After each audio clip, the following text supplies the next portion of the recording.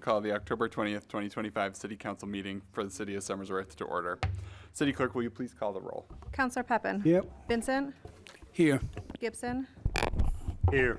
Parity Catanzaro. Here. Michaud. Yeah. Witham. Here. Goodwin. Here. Cameron. Here. Barry. Here. All right, Councillor Parity Catanzaro will now lead the council in the Pledge of Allegiance. I pledge allegiance to the flag of the United States of America and to the republic for which it stands, one nation, under God, indivisible, with liberty and justice for all. Thank you. Next on the agenda is the recognition of our Indigenous people, our Native Ancestral Americans. This meeting takes place on Indokina, which is the unceded traditional ancestral homeland of the Abenaki, Pennacook, and Wabanaki peoples, past and present. We acknowledge and honor with gratitude the land, waterways, living beings, and the Alnabuk, the people who have stewarded Indokina throughout the generations. For those who are watching at home, you might notice at this point our agenda will differ from what we've previously done. That is because at our last meeting we passed a agreement between the council to alter the agenda on a trial basis for the remainder of this council term, which will end January 1st. So we are now going to move to item 4, which is presentations. And tonight we have a housing presentation from our very own Councillor Goodwin. Thank you, Councillor Goodwin. I will step out of your way and cede the floor to you. Thank you. All right, well, I will try and keep this as succinct as possible. This is a presentation I put together for the Mayor's Housing Task Force sometime last year, and it was really just a data dump of my expertise in housing and how I thought it might help provide some background and some useful information, or at least start a dialogue around the challenges that Somersworth is facing and our opportunity. So really want to start by figuring out how we got here from an economic perspective, like, what is the housing crisis? Why is this happening? To see how that is impacting Somersworth. This is in a very, capitalist free market perspective. Keep that in mind. This is by far, not perfect. It's just reality, right? We're going to get into a little history lesson because I think that's important for setting the table. We're going to talk about affordable housing, how it's created, how to protect it, and then to identify what we can do moving forward with that information. So a little background on me to make sure that I'm not some crazy that's just making things up. I studied urban geography at the University of New Hampshire, so I studied cities for undergrad. I got a master's in city planning degree from MIT. I got a second master's degree from MIT with focusing on real estate development. I've worked in real estate development, primarily building housing for the last 10 years or so. I have managed the design, entitlement, and or built nearly 1,500 apartment buildings and 500,000 square feet of commercial space, and those budgets exceed roughly $600 million. So I have quite a bit of relevant experience, including both in the city and locally in Dover, Claremont, Rochester, Sanford, like communities, so places similar to Somersworth. So diving in, we're going to do a quick Economics 101. Supply and demand, I think we're all familiar at some conceptual level with this. The more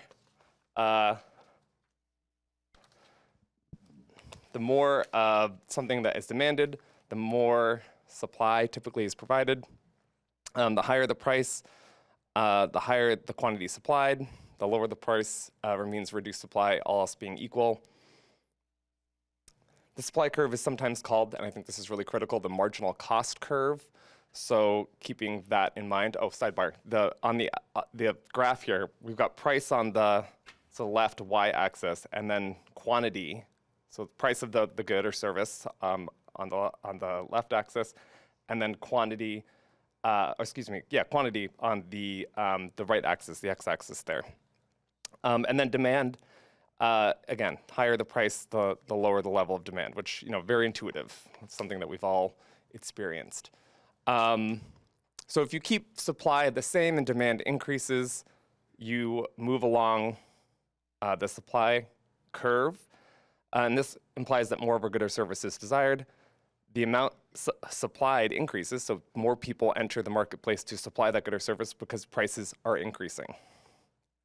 Causes for increased demand in housing, population growth, job growth, Could also be technological changes, so shorter commute times, transit, or road improvements, so making it easier to get to places of work, remote working, decreasing household size, so needing more houses to house the same number of people will increase demand, and then like overflow effects from lack of supply in other communities.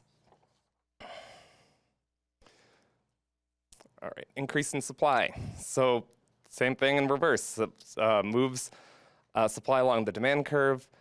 This implies that the marginal cost for supplying that good or service is decreasing, meaning it is cheaper to produce those goods or services. And causes for this in housing would be lower costs for development, so lower construction costs, lower costs for labor, materials, falling interest rates, less bureaucracy, as of right development, easier permitting, subsidies such as tax relief like 79E, low-income housing tax credits, and this sort of just generally a culture of having more developers entering the marketplace that will drive down costs and profit margins and costs overall. But really what we're talking about with supply and demand, what is critical is something they call the elasticity of supply. So there are two types. There's elastic and inelastic. So elastic supply means the product is considered sensitive to price changes. So these tend to be non-essential items like luxury goods. So you can imagine if the price increases wildly on like diamond rings, you're not going to see an increase in quantity of those rings. You're going to see a decreased demand for those items because they're not essential. They don't need them. People aren't going to buy them as much fervor. Inelastic supply are items that are not sensitive to price movements. So food, medications, things that you need. So it doesn't really matter what your insulin costs. You have to buy your insulin. You know, you have to buy food. So it's really your demand is consistent. So what? Oh, I have a mouse. So what that means is that with the inelastic supply here, as you can see, the price is much higher. This is price. And the quantity that is being supplied at that price is much lower right here. But with an elastic supply, the price is lower and the quantity is higher. This is important because for housing, we want a more elastic market. So examples of elastic supply, low barriers to entry for new supply, an easier entitlement process, a broader, more inclusive zoning, abundant available land, lower cost to build. And what that does in the housing market, it means that a modest increase in demand results in a relatively large increase in supply. So supply increases quickly with increases in demand, and a negative effect of this, air quotes negative effect of this, could be overbuilding and result in boom-bust cycles. But what those boom-bust cycles do over time is they actually lower housing costs. So the developer might overbuild, they might build more housing than the market was demanding, but in order to sort of recoup their losses, they will sell that housing at a lower price, so prices will come down. So these markets tend to have, elastic housing markets tend to have lower housing costs and more affordable housing. And examples of this would be Houston or Las Vegas or Atlanta, very land-rich, low regulations, kind of sprawling places in America. And you can see in the research that these places do tend to have more volatile housing markets that follow a boom and bust cycle and typically have a much lower cost of housing overall. So in terms of housing, this is good for affordability and housing production. Inelastic supply, on the other hand, is the opposite. It is high barriers to entry for new supply. There's a lacking availability of land, restrictive zoning, large lot minimums, strict building codes, higher cost to build, higher labor costs, higher material costs, rising interest rates, essentially anything that's a barrier to entry with construction or development. The effects of this is an increase in demand only modestly increases the supply, but disproportionately increases the price. This means that prices increase much more quickly when demand grows and results in gentrification and lack of affordability. Markets with inelastic housing supplies tend to have much higher housing costs and struggle with affordability. So examples would be Boston, San Francisco, New York. These are very land-constrained cities with very high regulation, high labor costs. It's difficult and expensive to build there, and the housing is incredibly expensive in those places. So the context for Somersworth, well, like we need a little, we're in a housing crisis now. We feel like housing prices have gone up significantly. How did we get here? Let's walk through a brief history of urban development to understand sort of how the land market, like land economics, have changed over time. So cities are historically built around natural resources. In our case, it's a river. And because transportation historically was cheapest on water. From 7,000 plus years ago to 1840 when the rail car was invented, the only method to get around was by foot or with a horse and cart, and that doesn't take you very far. So barge transportation, river transportation was by far the cheapest means of production.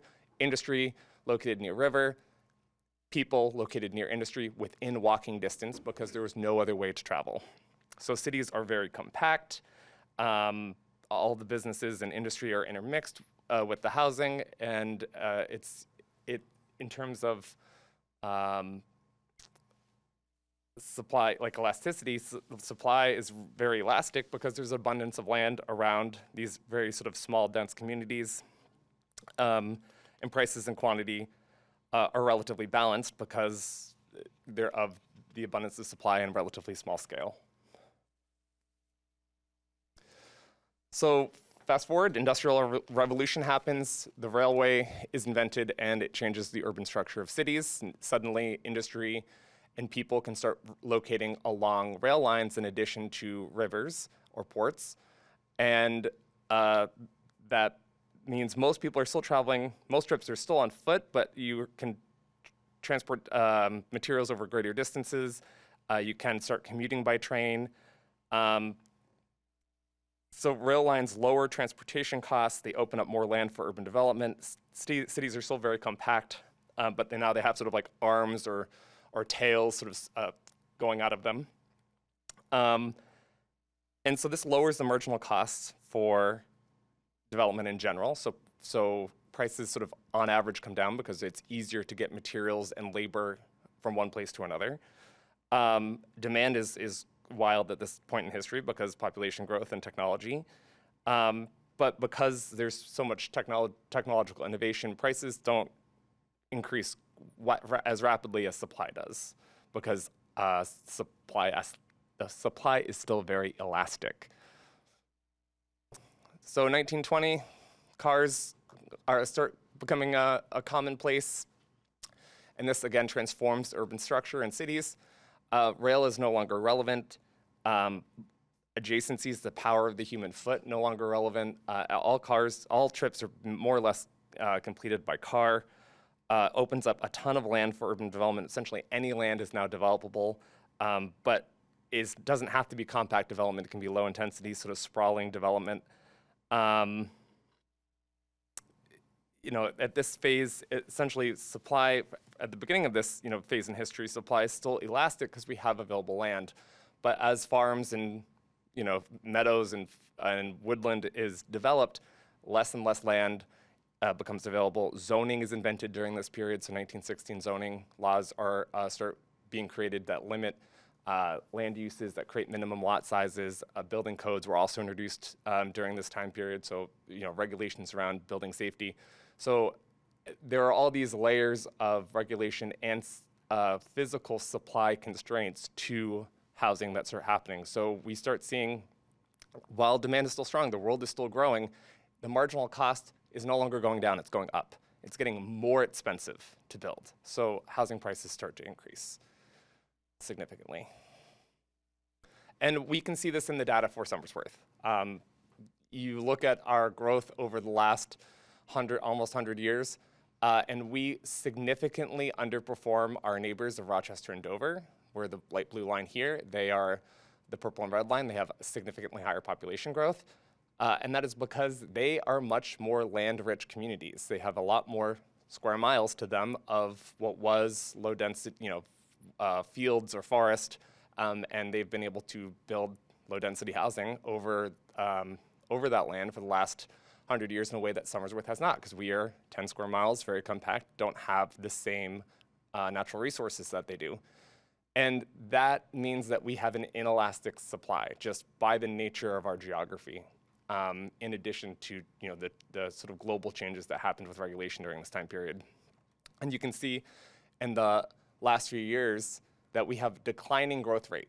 So our supply elasticity is decreasing over time. It is getting harder to build housing over time, even though I would say the demand for housing has probably remained constant, if not gone up over time, given what we've seen with housing prices.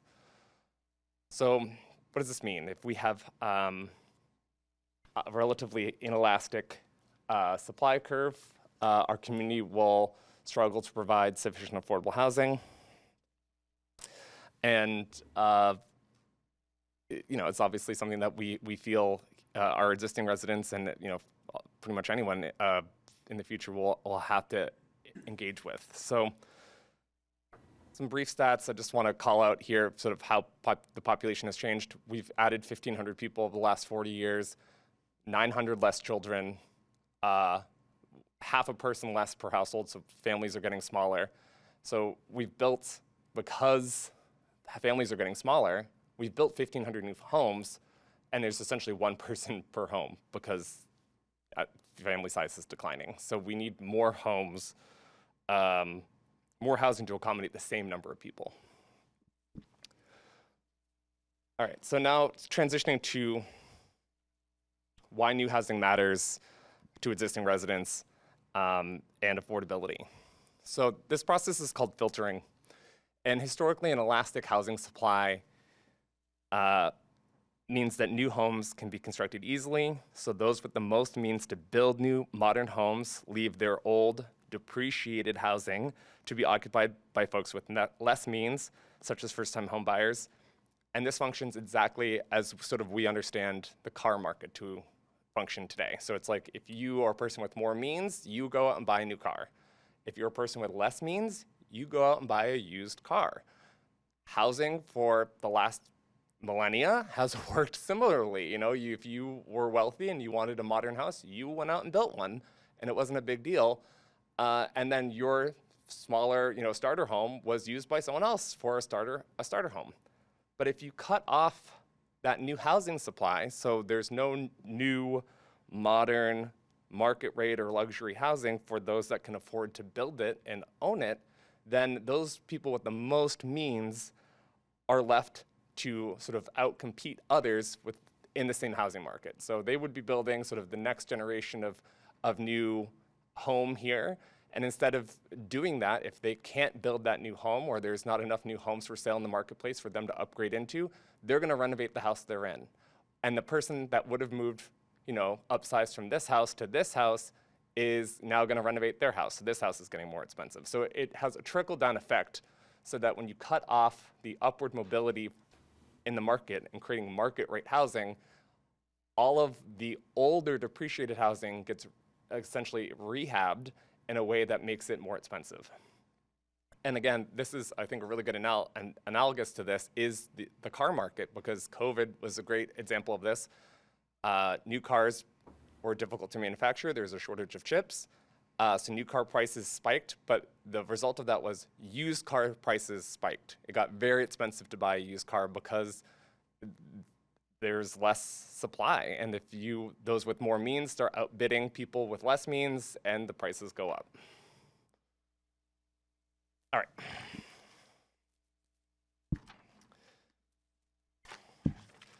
So again, we're talking purely from like a free market capitalist perspective here, because that is the world in which we live. But those markets have limitations.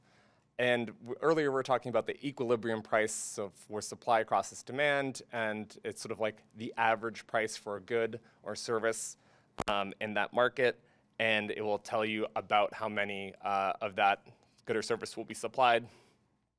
But that's really doesn't paint the whole picture, because there's actually demand for that good or service, in this case housing, for the entire spectrum of space under the demand curve here, this whole triangle. There's demand for housing under this whole triangle. But the market can only supply houses that are above the supply line. So if it costs $400,000, the marginal cost to build a house, if it costs $400,000 to build a house, then there aren't going to be any new homes built for less than $400,000, which means this area that's red here is demand for affordable housing that the market, the free market, cannot provide naturally as new housing. Like, no one's going to build new housing at a loss intentionally. So that is a market failure, and we as a society have to decide how we want to deal with that market failure. I think one of the most critical things, if you can take one thing away from tonight, is that the way that this happened historically with filtering is that existing homes can and do depreciate into this affordable range. So if you build a $600,000 house, 30 years from now, maybe it's only worth $350,000. Markets go up and down, whatever. That happens regularly. Again, you think of used cars. A new car is not worth as much as an old car when the market is functioning properly. And the same historically has been true with housing. So historically, naturally occurring affordable housing happens through filtering. And I think that's how most of us in Somersworth understand why Somersworth is affordable. We have an older housing stock. It hasn't, in general been very well or like overly updated, so it has remained affordable for a long period of time. Well, once supply got shut off, then more and more people are reinvesting in their homes. There's lack of supply, and that naturally occurring affordable housing stock is now being gobbled up, and prices are being increased.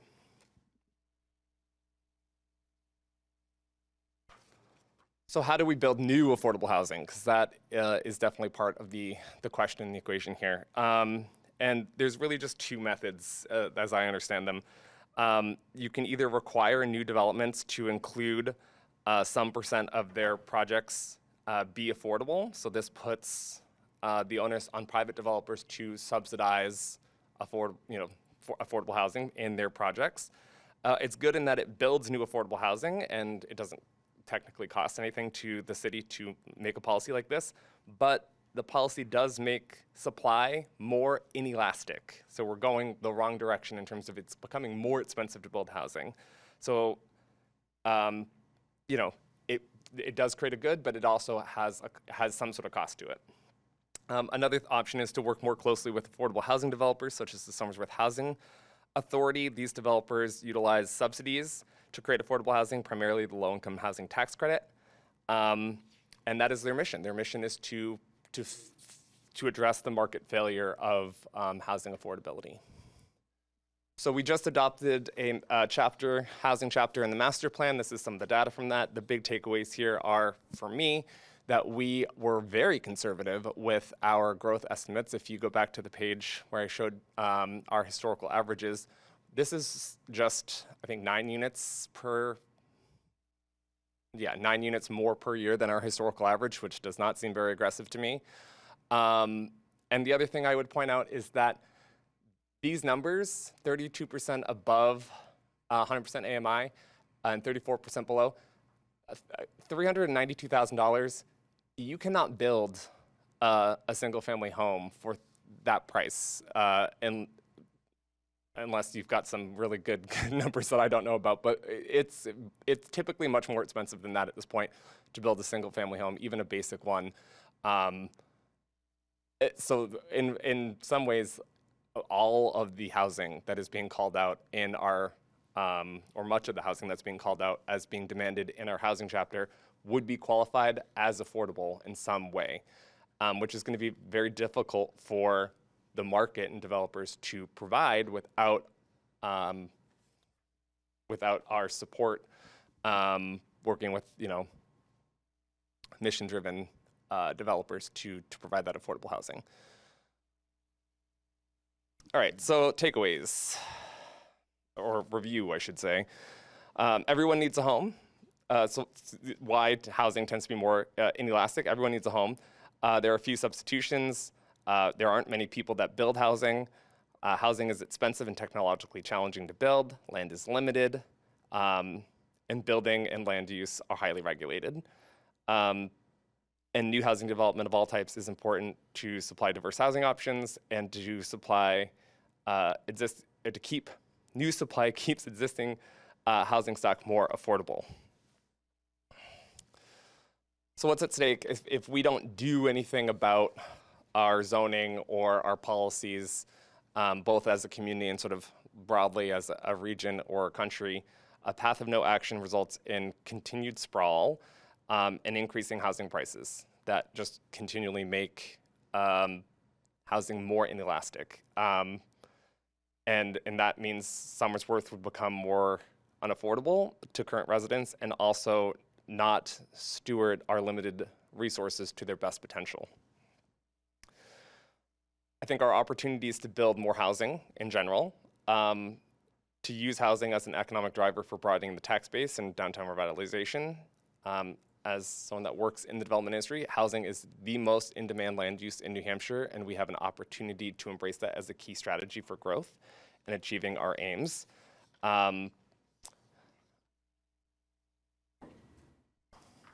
So what can we as a community, as a council, do about it? This has been very technical. I've talked quickly. I'm trying not to make this longer than it needs to be, but quick takeaways are we need to make it easier and more clear to build. We need to simplify zoning. We need more as-of-right development. We need to identify where density or development can go. We need to allow more housing types. We need to reform our planning policies to make it as easy as possible to build and to make sure that we as an administrative unit are efficient in managing our review processes. We need to be better stewards of our limited land. We only have 10 square miles, and we've already made some progress in this since I've been on council, but prioritizing housing over low-value commercial sprawl like car washes. I think that was a good step in the right direction.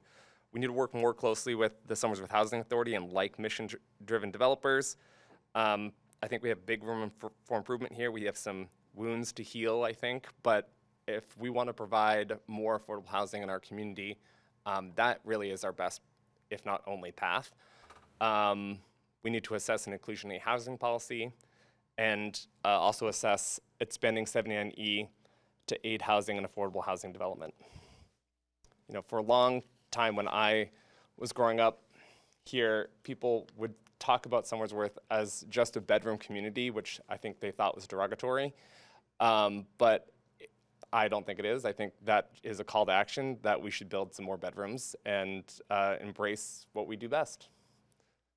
So and with that, I'm done. Thank you, Paul. It was really informative. There's a lot that went into that, so I very much appreciate you presenting that tonight. If you're amenable, I'd open it up to questions, but if not, we can also move forward. I'm amenable if folks have questions. Yeah. I know that it was a huge data dump, but I thought it was just helpful to have a presentation in addition to your handout. Absolutely. Yeah, questions from councilors. Councilor Witham. Yeah, a couple of things. First off, well done. A little more abbreviated than at the Housing Task Force, but still super informative. The two questions I have, some of the demand perhaps was generated out of COVID when remote work became more popular. So I think we still see some of that, though maybe that's ebbed a little bit, but I think that's still a piece of what's driven some of this demand. I don't know if you would concur or not.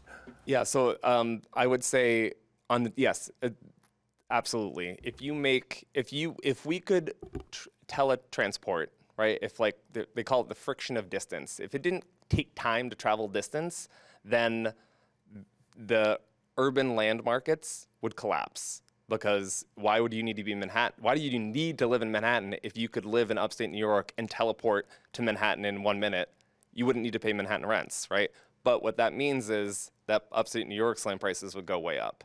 So remote work essentially did that and made it so that you could have an urban job in a rural community and pay a premium for and outbid local people that didn't have that urban job in that community. So some of that did happen.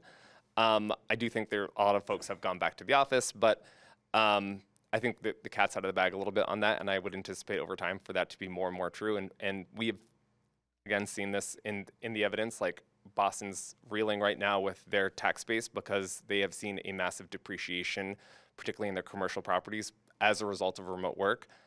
At the same time, we have seen a major increase in our assessed residential values for the exact same reason. Second question, you talked early on about our small footprint, 10 square miles. We know that's a limiting factor in so many ways, assessed valuation being one, but our inability to continue to build at the same rate as our neighbors, Dover and Rochester. Does that not invite us to build now, maybe up? Instead of out, we build up, which means taller buildings and things of that nature, or am I off the mark there? I think that's the implied solution. I think you can do it in a way that is authentic to our community, our heritage, the New England Milltown. I think New England has a really rich heritage of essentially a village model where it's just nodes of density, right? So it's not overwhelming. So it's just figuring out where those nodes live and where it's appropriate in our community, and then how that density looks. We're not talking, 8-story, 10-story buildings. We're talking 4, 5-story buildings. They're very approachable. They're very human scale. When designed and situated properly, they will blend seamlessly into our city. It's just figuring out where they go and what we want them to look like. Other questions? And as a quick aside there, the density strategy is actually one that, from a tax base perspective, it could be a golden goose for us in that it is less efficient to operate a low density city.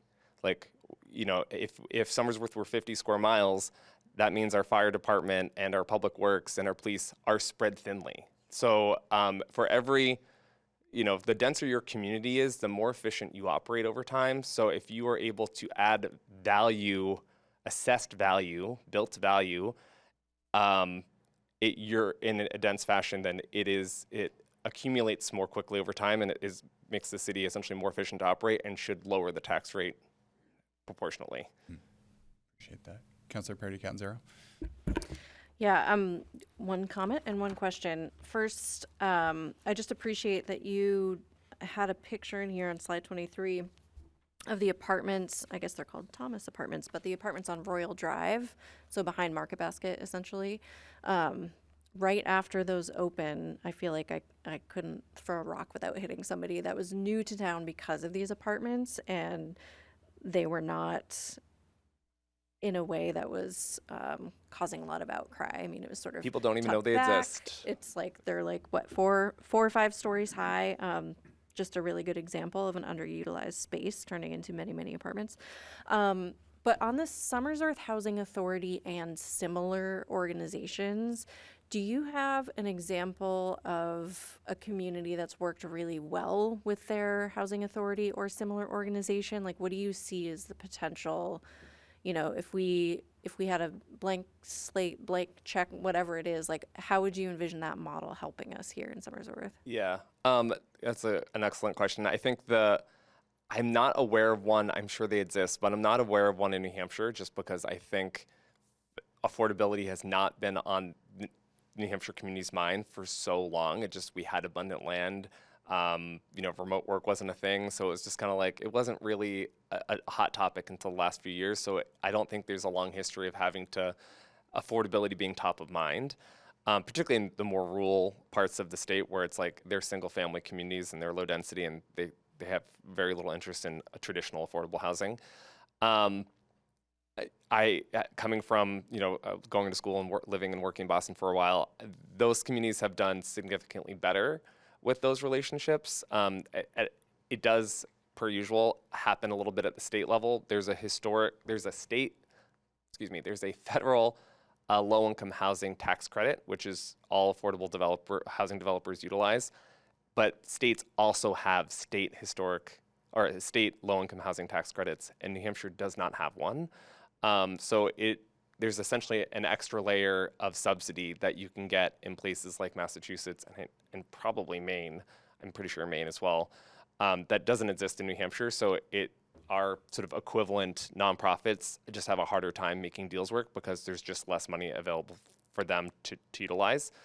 But when it works well, I would say as a for instance, the National Guard property, that RFP went out. And I wasn't a counselor at the time, so I don't know, who was on the RFP list and what our priorities were. But I could imagine a world in which we make sure that the Somersworth Housing Authority is on that RFP list, and in the RFP put housing affordability high as a criteria for selection.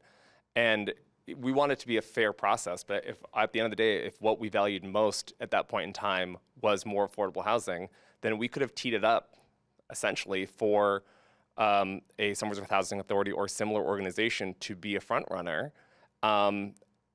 When half the battle for them is finding available sites, right? And at this point, and I don't want to speak for them, I'm not affiliated with them anyway, but my sense is at this point, they are much more focused on sort of operating their existing assets than growing their footprint. And it's part of their mission, I'm sure they would do that, but I think we need to stimulate that interest in them because there's a need and support them in growing their portfolio. And I know in other places that housing affordability has been a hotter topic for longer, mostly big cities, that has been happening for a longer period of time with successful results. Thank you. Thank you. Other comments or questions by council? Seeing none, thank you so much, Paul. Thanks, guys. Really great.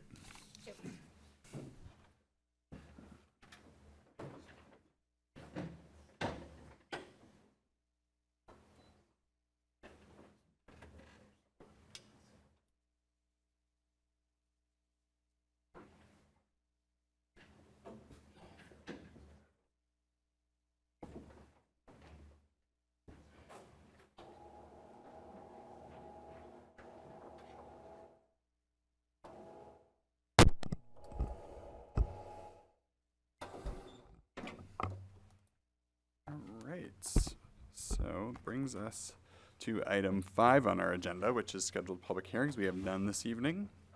Brings us to number 6 on our agenda, which is comments by visitors. Somersworth City Council and Mayor's Office welcome all visitors and encourage you to voice your opinions and views at council meetings. In accordance with Council Rule 7-C, a time limit of 5 minutes per person shall be in effect unless the council wishes to suspend the rules. Speaker shall not enter into debate with any person, the mayor, council member, city manager, or department heads. Is there anyone who wishes to speak this evening? Yes, come on up and state your name and ward in which you live, please. Good evening, George Poulin, Ward 1. I'm here tonight on behalf of the Somersworth Historical Society and Museum.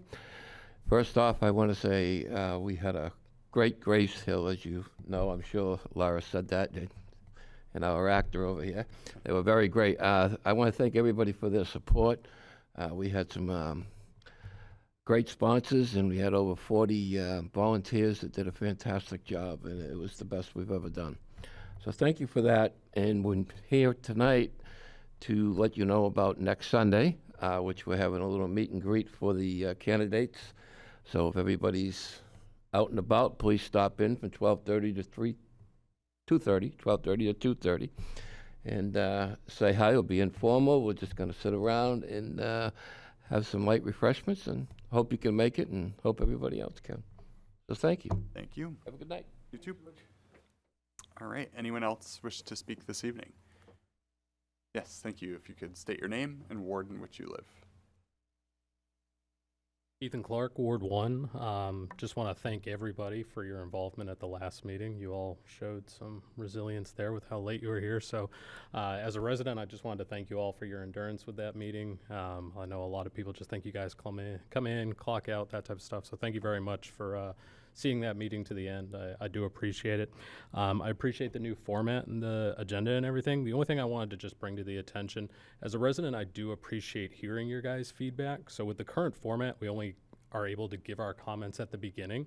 I typically have waited to the end because there have been many a meeting where I don't need to say anything because it gets addressed. So I would maybe encourage you, yes, we're going to adopt this agenda, but either maybe switch that up, because as a resident, I like to hear where your position is at on some of these factors, and then if I have an opinion, maybe give it. So that's just maybe one tweak. I did like the previous one, like if you have people that come in, they're hot off the collar, great, let them talk, let them get out of here. For some of us, and we are timed, so it's not like, I don't know that the residents are necessarily the ones that are keeping us here late. But just a thought on my end of it, we are timed, so if you guys see value in what the resident is bringing to the table, you guys can obviously extend the rules, but that happens very infrequently. But, case in point is, we have 2 items with the school board that are going to be brought tonight. If I want to say something about it, I can't say something until next month. So those are items that I would like to be able to comment on if needed. But again, those are my only comments tonight. Thank you. Thank you. Anyone else wish to speak this evening? Thank you. If you could state your name and ward in which you live. Richard Brooks, also Ward 1. I'd just like to reflect, I agree with his position on that. Having an opportunity to comment at the end of the day, end of the meeting, makes a lot of sense to me. Maybe I'm selfish and would like to have both opportunities. I mean, after all, you are all here to represent us. Having us the opportunity to be able to speak before and or after, I think makes a lot of sense. On another note, aside from that, as the HDC chair, I'd also like to let you know that I formed a subcommittee to address our standards for review. I know there was a couple of things, especially siding, that we never really tackled 5 or 6 years ago when we did make some revisions. So specifically, that's one topic, but I also asked that infill be one of the things that we look at and consider some suggestions for, because obviously we know that the council has some concerns with that, and I want to help try to make those decisions, help address that concern as well. So hopefully we can come up with some sort of idea that works and maybe is palatable to you as well. I don't know if there's going to be anything binding out of it, but I know that I've also stood up here and spoke about having more involved. I'm certainly not trying to step in and, ahead of stuff like the HDC advisory committee or anything else, or any of the work that's being done with the planning department on our master plan. It's just another avenue to, amongst ourselves, we've seen what these changes have done good with and maybe what we lacked doing with. So we are making an effort on that as well. So thank you. Thank you. Others wishing to speak this evening? Anybody else? All right, we will move on. Brings us to item 7, which is approval of the consent calendar. The chair will obtain a motion to approve the consent calendar, which includes the minutes of the City Council meeting held on October 6, 2025. Do I have a motion? Councilor Pepin? Councilor Pepin moves the consent calendar be approved as presented, seconded by Councilor Cameron. Question before the council is the adoption of the consent calendar. If you're in favor of the motion, you'll state by saying aye. If you're opposed, you'll state by saying nay. All in favor? Aye. All opposed? All right, ayes appear to have it. Ayes have it. Consent calendar is adopted. Brings us to item 8, which is presentations of written communication and petitions. We have none. Brings us to item 9, which is the mayor's report. Though I had hoped I would not kind of come to this evening with, some of the remarks I'm going to make. Unfortunately, the city of Somersworth is beginning to feel many of the impacts of the new Trump administration policies related to federal budget cuts, funding clawbacks, and rising healthcare costs. Within the past few months, there have been at least 3 specific examples where the powers that be in Washington have kind of left us as a city high and dry. First up, on the heels of my proclamation back in September 15th at our council meeting, where I celebrated the importance of the Gear Up New Hampshire program in our city, I learned that the Trump administration ended the funding for this critical program, as well as another important program that we use at our Somersworth schools, Education Talent Search. This was a huge blow to Somersworth students and hardworking families. Programs like Gear Up, NH, and ETS open doors for low-income students to pursue colleges and careers after high school. But now, thanks to bureaucrats in Washington, those doors are being slammed shut. These programs had been funded to help students in our schools for many more years. I believe it was at least 3 or 4, I think, more years after this. But as of this past October 1st, funding was cut, program was shuttered. Our students and educators were then kind of scrambling to find answers for what to do next. The loss of the programs, the staff that went with these programs, and the opportunities they provide certainly is sad, but I am most heartbroken that our students have to pay the price for this kind of reckless decision-making in Washington. Also in the same week, I learned that the U.S. Senate Appropriations Committee rejected our city's proposal to fund an expansion and renovation of the Somersworth Library. Though we were aware the money was not guaranteed, it's yet another blow to our community to learn that the project was kind of cut at the 11th hour by Senator Susan Collins, who chairs the Senate Appropriations Committee. I certainly commend the leadership of our senator, Senator Jeanne Shaheen, who is on the committee and who championed this project from the beginning. However, I am certainly disappointed that others on the Senate Appropriations Committee did not see the value and the impact of this project and what it would do for Somersworth. It was my hope, and I think our hope, that this expansion and renovation would help make our library not only more accessible to the whole community, but more kid and family friendly, and would also further enrich the lives of the citizens here in our city. Again, it just feels like another example of dysfunction and poor decision making in Washington. And though we may not have secured funding for the library, I do want to ensure you not to lose hope. It's certainly my intention to find alternative grants and funding sources to offset the costs of this project so that the ground can be broken and our community can get the library it desperately deserves. And I would like to make sure that taxpayers don't have to pay for the neglect in Washington. I'm happy to roll up my sleeves. I'm happy to think creatively. I encourage you as counselors to do the same. And I hope that we do what it takes to get this project off the ground. The importance of the library, as well as all of our great city resources, is not lost on me, and I am committed to continuing our improvement and advancement. Our final challenge that was presented within the past couple weeks was essentially made aware to the city and school district recently that we are losing, or excuse me, not losing, we are going to owe more costs due to rising health care. The Somersworth School District is going to be expected to pay an additional $672,000 of unexpected costs related to our school district's insurance, school care. Again, inaction in Washington, greedy insurance companies, and certainly overexpensive treatments over the past many years have driven up healthcare costs across the country, leaving individuals and municipalities like ours with the bill. I'm hopeful, however, that we can work with the school board and superintendent to find a solution to paying for these additional costs, and one that does not fall solely on taxpayers. The agreement that we have before us tonight, developed by the Finance Committee, which was in coordination with the school district, hopefully, again in the form of Resolution 1126, hopefully works to address this issue. And seeing that this bill is not due until the end of the fiscal year, it is the hope of this council, and certainly I think the school district, that we can find savings from the various entities, both school district and city, throughout the course of the year to help buffer this expense.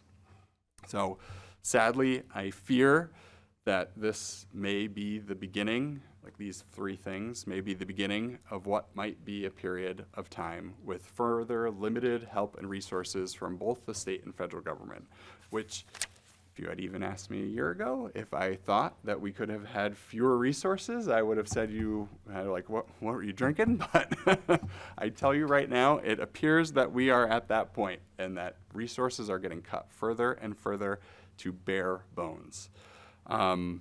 So with all of this to say, we have many challenges that we face. It may feel overwhelming at times, but I have to say I'm very thankful for the team of people that I have beside me, because I think that as a group we can certainly work to tackle these issues. I think we are well prepared.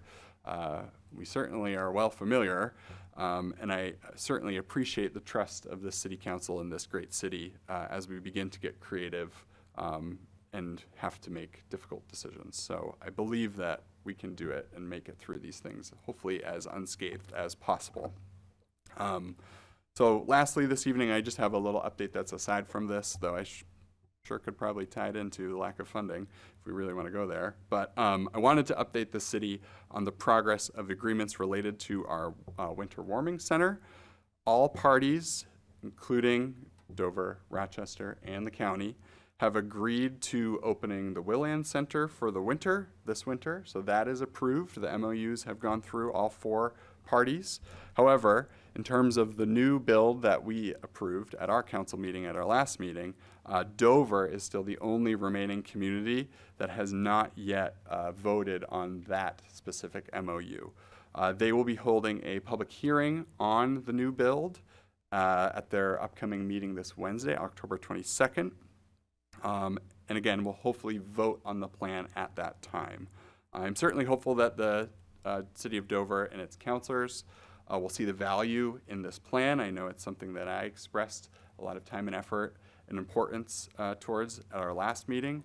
There is a very large need for this new building, and I certainly want to express trust in the extensive work done by not only myself, but the other mayors, the county, and our city managers to bring forward this plan, which I do believe is the best possible step forward. Again, that meeting is this Wednesday, October 22nd. If you are interested in this, I highly encourage you to attend. I will be in attendance. I've been invited by the Dover Mayor to speak. We'll plan to do so. The Dover Mayor has invited others. If you are interested, I heard back, and he would be open to folks attending. But I certainly will be there to speak in favor of this plan and project. But as always, I will certainly make sure to keep the council and the city up to date as this moves forward. And that concludes my mayor's report. Brings us to item 10, which is the city manager's report. City manager. Thank you, Mr. Mayor. Excuse me. Thank you, Mr. Mayor. Wanted to bring your attention to the informational items in the city manager's report this evening, and just call out the Blackwater Road closing, which is proceeding through the what I feel comfortable in saying are the final stages. As you know from my informational item, there is a formal vote on the road discontinuance that I'm going to be recommending to the mayor for the November 10th agenda. And thereafter, towards the middle to the end of the month, we'll be able to move forward with the closing there, following other required notice periods that need to take place. You'll soon be seeing work related to the plaza improvements. We have a bit of challenge with the weather recently, but we're hoping to get back on track with that with the painting for this fall. And you will also see the landscape work that is going to be near immediate here coming up. Next, at your next meeting, I wanted to call out for you that Director Michelle Mears will be here to provide a presentation on the various master plan chapters that are underway or being prepared to be underway. The master plan quite appropriately comes up in a lot of discussions around this council about the next steps beyond what you have done with the land use and with housing.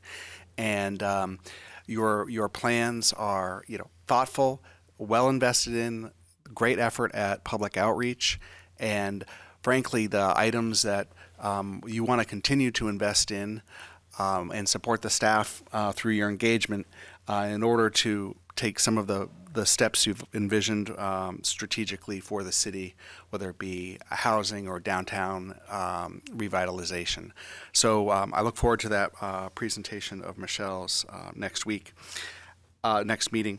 And then finally, I'm not going to speak now, but I'll be available as a resource for the ordinance and the resolution that are at the toward the end of during the consideration of resolutions and ordinances this evening. The ordinance, as you know, a supplemental appropriation requires there to be a public hearing. So that would, the earliest that could be scheduled to be at your November 10th meeting. Without objection. The resolution, which really is an outline the Finance Committee created in order to ensure good communication between the City Council and the school board about the financial challenges that are discussed in the resolution. That is something that you also have on for first reading tonight, and in accordance with your rules, a second reading at your next meeting if you feel the need. Finally, I want to call attention to the department reports that you have in your packet. These we make these available through the city manager's report, and they're going to be available for the council packets. They are available for the council packets that include your agenda, your resolutions, your ordinances, as well as the city manager's report and the backups for your meetings. We're looking to make those more intuitive to find on the website. But in terms of residents and counselors staying abreast of various efforts and the work that goes on behind the scenes for our in our departments, they're really tremendous resources, and the department heads do a really good job of being thoughtful about shaping those and ensuring they're available. So I want to express my appreciation for that. And so, Mr. Mayor, that would conclude my report for tonight. Thank you. All right, that brings us to item 11, which is reports of standing committees, special committees, and city officers. We'll start with the Finance Committee. Chairman Witham. Thank you. Finance Committee met on October 9th, 5:30 p.m. Here at City Hall. Our first item on our agenda was the items that you mentioned, Your Honor, with regard to the special assessment that was issued by School Care, which is a public entity risk pool for health insurance that provides health insurance to our school department here in the city. They did assess the city of Somersworth an amount of $672,467. We were one of their members. They have about 65 members statewide that they provide health insurance product to those members. If I understood the issue correctly, their actuarial projections for what it would cost them to provide health insurance for their 65 plus members fell way short of what actual costs were. You outlined some of the reasons for those costs, and in the agreement that the members have, they can assess members to make up for that shortfall. In essence, it's a bill that we must pay here in the city. Councilor Vincent asked a very good question, if we could go out to bid for health insurance and perhaps get a better price. The answer, that's something the school board would have to take up, but that would not relinquish us from having to pay this bill. So it is something that we need to pay. With that in mind, there were also some other areas of challenge in terms of the school department budget that were brought to our attention. There was a shortfall in state adequacy aid for federal E-rates of over $74,000 and $300,000 plus shortfall in a state adequacy grant. So you put all that together and we owe some money.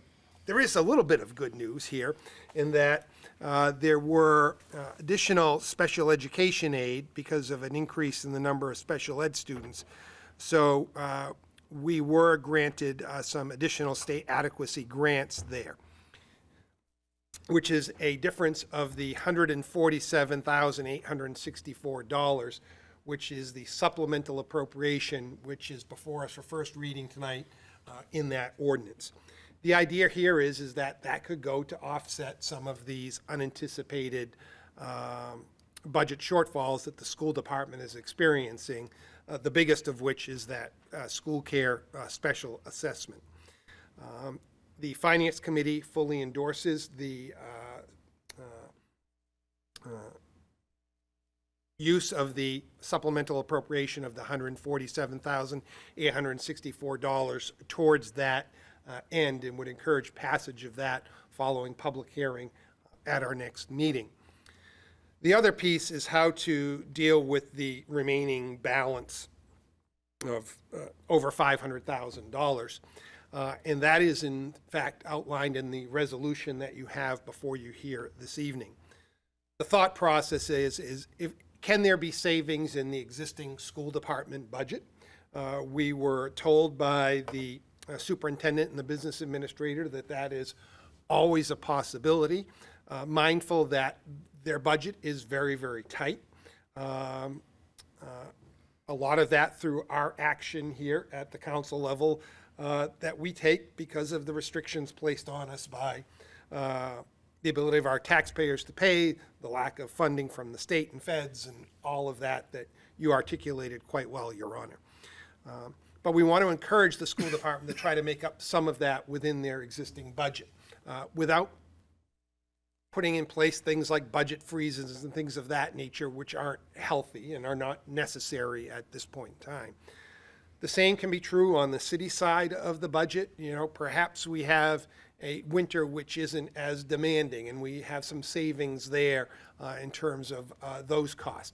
So by the time we get to the end of this fiscal year, there might be some achieved savings both on the school side and the city side that can go to pay these bills that we owe. And if we can't make ends meet through those actions, then obviously we'd have to look at additional appropriations through our undesignated fund balance. I would remind council that we have a healthy fund balance for the purpose of emergencies, and this would seemingly fall into that category, but it isn't something that we should just dip into because we have it, right? We ought to try to make ends meet without going there first. It does speak to the larger issue, though, and we talked about this at the committee level of the onus is on both the city and the school department to always be mindful of our undesignated fund balance and to be mindful of trying to replenish that whenever we do use funds from it for days just like this. So I think that's just a good summary of that. And again, the ordinance and the resolution speak to the actions that the Finance Committee endorses that will be read into the record a little bit later this evening. The other item that our committee undertook, Your Honor, was in discussion of tax exemptions and credits. We did this at your request. Our Finance Director, Jordan Miles, and City Manager provided a handout showing what our existing credit structure looks like for tax relief. We currently have 89 properties receiving some level of exemption here in the city. That totals about $200,000 in tax dollars. Obviously, if those monies are exempted from these property owners, that $200,000 that is exempted is then spread amongst all the other taxpayers. So it doesn't reduce our bottom line expenditures. What it does, it just divvies out the tax bill a little bit differently. We are not far off from Dover or Rochester in terms of trending and all of that.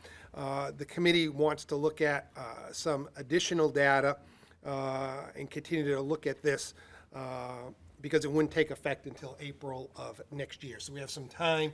We thank you for having us start this conversation, and we will keep it as an agenda item, and we'll provide any recommendations to council long before that April deadline comes into play. So that'll conclude my report. Thank you. Thank you. Next is Government Operations Committee Chairman Michaud. And no report this evening, Your Honor. Thank you. Next is Economic Development Committee Chairman Goodwin. No report. Thank you.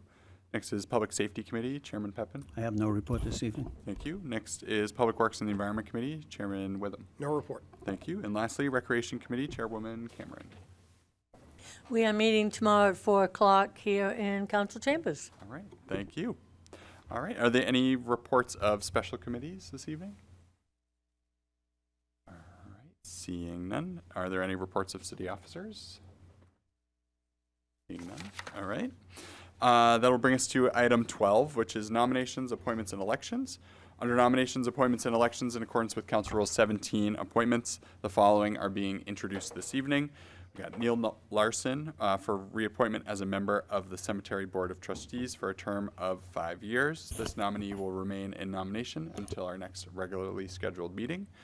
Also, under nominations, appointments, and elections, in accordance with Council Rule 17 appointments, the following are up for confirmation vote this evening. We have Jason Berry for reappointment as a member of the Planning Board for a term of 3 years, and Jeff Witunsky, I believe, I'm so sorry, for appointment as an alternate member of the Planning Board for a term of 3 years. What are the wishes of the council? Councilor Vincent. Thank you, Your Honor. I'd like to move both candidates to be nominated. Counselor Vincent makes a motion to appoint the slate of nominees, seconded by Counselor Parity Catanzaro. Motion for the council is to appoint the slate of nominees. Discussion? All right, seeing none. If you are in favor of the nominees, you'll state by saying aye. If you're not, you'll state by saying nay. All in favor? Aye. All opposed? One abstention. Thank you. All right, ayes appear to have it. Ayes have it. Nominee is accepted. Thank you. All right, brings us to item 13, which is items that have been laid upon the table. We have none. Brings us to item 14, which is the considerations of ordinances and resolutions. First up, we have a first reading of ordinance 3-26, which is a supplemental appropriation of additional special education aid funding for the school department, and if approved, will appropriate $147,864 from additional special education aid revenue to the school department budget. City Clerk, will you please do the first reading? Ordinance number 326, supplemental appropriation of additional special education aid funding for the school department, October 20th, 2025. The City of Somersworth ordains that pursuant to Section 7.7A of the City Charter, the annual budget for the City of Somersworth for fiscal year 2025-2026 is amended as follows. Appropriate $147,864 from additional special education aid revenue to the school department budget as follows. Original budget, $33,651,486. Amendment, $147,864. Revised budget, $33,799,350. Approved as to funding, Jordan Miles, Director of Finance and Administration, recorded by Kristen LePan, City Clerk. Background. This ordinance appropriates additional special education aid funding made available after the budget was developed for the school department. The estimated special education aid provided by the state during the budget development process was $550,000, and the actual special education aid is $998,561. This action will have the effect of using more dedicated state special education funding towards special education costs that would otherwise need to be funded through the school department's budget allocation. As a result, funding from local taxation that was already budgeted for special education costs are available for other purposes, including to address the school care assessment. This ordinance requires a public hearing and requires a 2/3 majority vote of the City Council after the public hearing, subject to Section 7.4.1 and Section 7.7A of the City Charter. This ordinance shall take effect upon its passage. Sponsored by Councilors David A. Witham, Martin Pepin, Kenneth S. Vincent, Richard Michaud, approved City Attorney. Thank you. Ordinance 3-26, having read a first time, will remain in first reading until our next regularly scheduled meeting, at which time we will have a public hearing.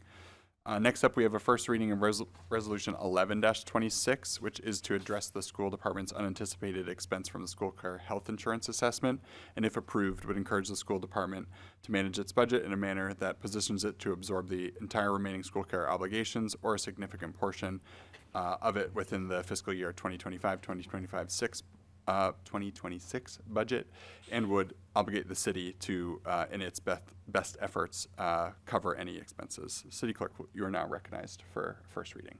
Resolution number 1126, to address the school department's unanticipated expense from the school care health insurance assessment, October 20th, 2025. Whereas the Somersworth School Board has received a special assessment from its health care insurer, School Care, for $672,500, and this expense was unanticipated at the time of the fiscal year 2025-2026 budget approval. And whereas this assessment is directly a result of health insurance claims and pharmacy costs exceeding School Care's ability to manage with its reserves, and has issued an assessment to the 65 school districts across the state totaling $30 million. And whereas the Finance Committee has recommended at their October 9th, 2025 meeting, the City Council pass a supplemental appropriation ordinance of $147,864 that is available to the school department as a result of unanticipated revenue to the school department from special education funding aid, with the intention to be used to pay down the obligation to school care, resulting in a remaining balance due on the assessment of $524,636. And whereas the city staff and school administration have worked together on a plan for active monitoring of the progress of the school budget, and will, in coordination with the city manager and finance committee, meet to review updates on the school budget as needed. And whereas past year-end unexpended balances of the school district indicate the potential to cover or substantially cover the remaining assessment amount of $524,636. Now therefore be it resolved by the City Council of the City of Somersworth that the City Council encourages the school department to manage its budget in a manner that positions it to absorb the entire remaining obligation or a significant portion of it within its FY 2025-2026 budget, and encourages the next City Council to not unreasonably withhold further funding that may be needed after use of any available unexpended funds in the school budget at year-end via a transfer ordinance or a supplemental appropriation to cover some portion of the remaining balance. Sponsored by Councilors David A. Witham, Martin Pepin, Kenneth S. Vincent, Richard Michaud, approved City Attorney. Thank you. Quick correction of my own self. I had said obligate the city, and I should have instead said encourage the city. I apologize. I felt like that was worth noting. Your Honor? Yes. Could I move to suspend rules to act on this resolution this evening? Councilor Witham makes a motion to suspend rules for a second reading on Resolution 11-26. Looking for a second. Seconded by Councilor Goodwin. The question for the council is on the suspension of council rules for a second reading on Resolution 11-26. Discussion. Councilor Vincent? This is the comment section? This is about the suspension of council rules. That's for a correct. second reading, yes. Wow. You're talking over $500,000 in change here, and I understand it's only wording, but the way that you read this wording, 1 second, Councilor. I'm Vincent. sorry. Again, your discussion should be about the suspension of rules, not about the ordinance or the resolution yet. Hold off on any comments okay, on the resolution. I'll wait then, thank you. Thank you. Yes, Councilor Witham. Yes, I just think it's important to state our position early in this matter. I think it is of critical importance. I think it states our position to encourage the school department to move in a direction towards savings, which they've already articulated. Is this also about the It is. Okay, I just want to make sure. Right. Because the sooner we get this memorialized, the sooner they can begin charting that course. Understood. I'll leave it at that. Okay, understood. Thank you. Other discussion about suspension of council rules? Okay, seeing none, if you're in favor of the motion, you'll state by saying aye. If you're opposed, you'll state by saying nay. All in favor? Aye. All opposed? Okay, rules are suspended. The ayes have it. The chair recognizes the clerk for a second reading of Resolution 11-26. Resolution number 1126, to address the school department's unanticipated expense from the school care health insurance assessment. All right, Resolution 11-26 have been read a first and second time is now open to amendment. All right, do you have an amendment? No. Seeing no amendment, I'll look for a motion on Resolution 11-26. Yes, Councilor Witham. Move for its adoption. Councilor Witham moves for the adoption of Resolution 11-26, seconded by Councilor Michaud. The motion for the council is on the adoption of Resolution 11-26. Discussion. Councilor Vincent, this would be your time. So yeah, I didn't want to see the second reading because I feel that this still puts the city, like, we could pick this $500,000 plus dollars up, and to have the public not be able to voice their opinion on it just because what we read in this 1126 resolution, we still can pay for this all. People of the public might have some concern about that or would like to have their opinion. So now what we've done is, and I understand, I was in the committee, I voted for it, to let the school try, and I'll use that word, try, to pick up the cost which they conveyed to us that was almost virtually impossible unless they put a freeze right now on the school system this was their words, that they were going to have, they couldn't buy paper, pencils, pens. That was in the minutes, I do believe. And so now we're going to go ahead and jump to the second reading, which we just did. Why don't we just vote to give them the $524,000 and change now? I just think that this is a mistake because we jump to these. What we do is we jump through these hoops without the citizens. There's a second reading for a reason. You're probably not going to listen to me anyway. Thank you. Thank you. We have Councilor Party Catanzaro, and then Witham, and then Cameron. Thank you. Yeah, I view this as our intention to meet an obligation that we have legally, that the school has. I did want to highlight at the school board meeting where we discussed this, that it was stated, and let me just make sure that I have this right. This is the first time in the 30-year history of school care assessment, or perhaps our participation in it, this is the first time in their 30-year history that an assessment has been issued. In past years, the district has received premium holiday savings due to a requirement that excess reserves are returned to members. So this is similar to some other organizations we have agreements with. Sometimes we'll get some back that we didn't anticipate. This is the first time in 30 years that this has ever happened, that suddenly the costs outpaced what we or they signed up for. So I do think, similar to what Councilor Witham said, that it's important to make sure that we are saying, yes, we are not going to default on this. Yes, we are going to make sure that this gets covered. And I read the language encouraging the school department as the same as the language encouraging the city, essentially just saying that we will be making sure that this bill is paid. Yeah, I think that's it. Thank you. We have Councilor Witham, and then Cameron. Councilor Vincent is correct in that this, I guess, does move us sort of in a direction to say we're going to pay this bill because we have to. There's not an option here. We have to pay this $547,000 and change, $672,000. We have to pay that assessment. There's no ifs, ands, or buts about it, right? So it's something that we've agreed that we would do through our signing on to school care. That assessment language is in our contract with them. We are obligated to pay that. That is true about this resolution. How we pay for it is not in this resolution, right? What is in this resolution, which is why I thought it important to act on it tonight, is to say, hey, school department, we need to be very mindful of how we're spending our dollars so that we have as much savings at year end of budget to apply towards this bill. It says the same thing to Manager Moore. Hey, we don't want to shut down operations. We don't want to stop plowing snow. We don't want to stop policing streets. But we need to be mindful that we have this bill pending. And I think the sooner we get that on their radar screen, not that it's not already, but this formalizes it, the better, right?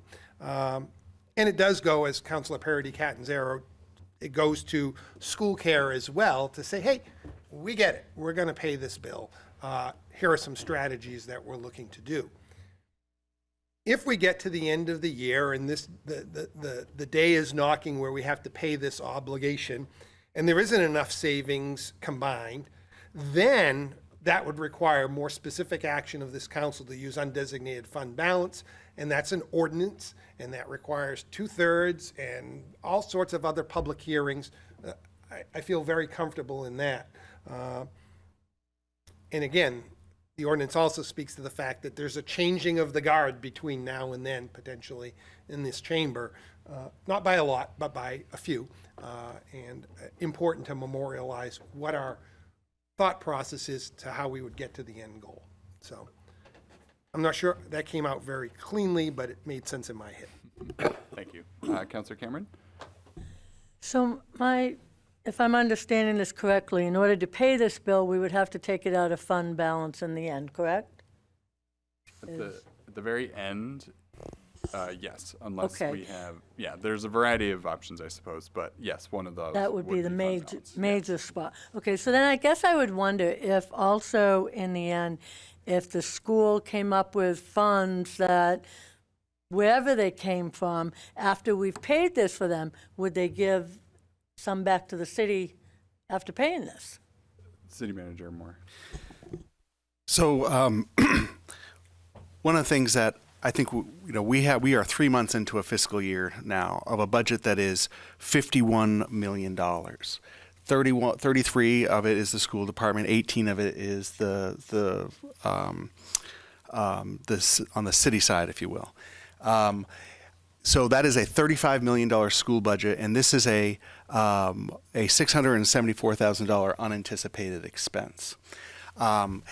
It is not unusual for the school department to experience end-of-year unexpended balances on that $35 million budget in the hundreds of thousands of dollars that would make a significant dent, if not the majority, of this remaining obligation.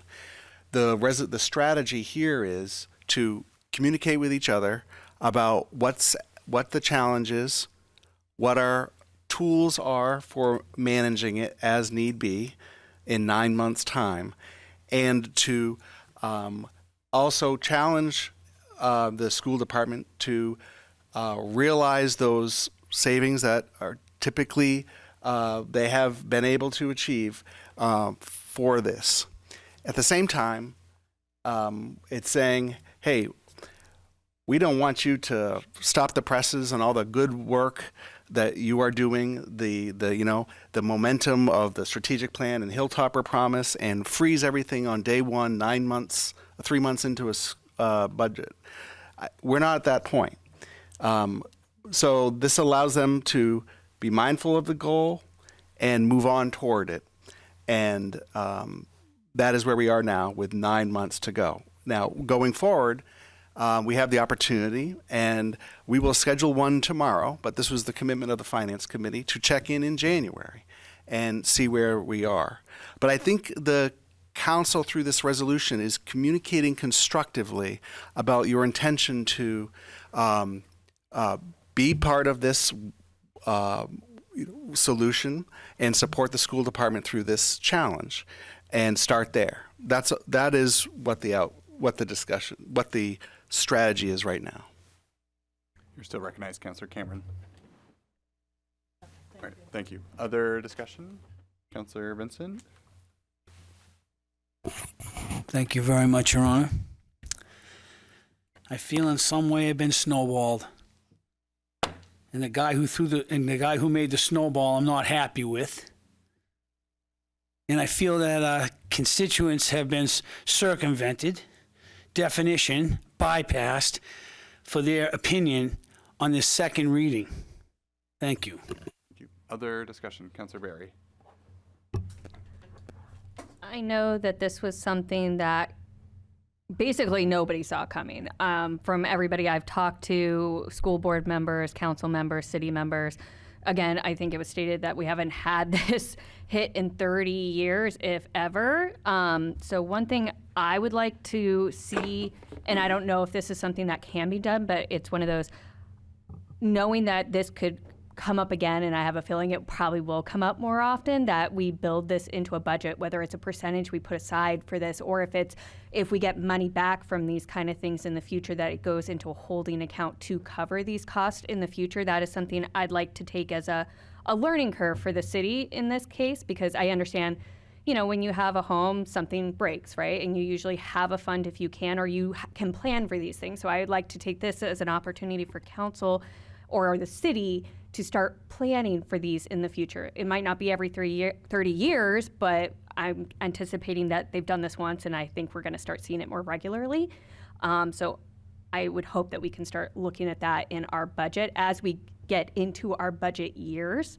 I understand we are required to do this, and I get that. I would love to see comments on this from others, but I think that will come at a later date when, if we do have a shortfall at the end of the year, where that is going to come from.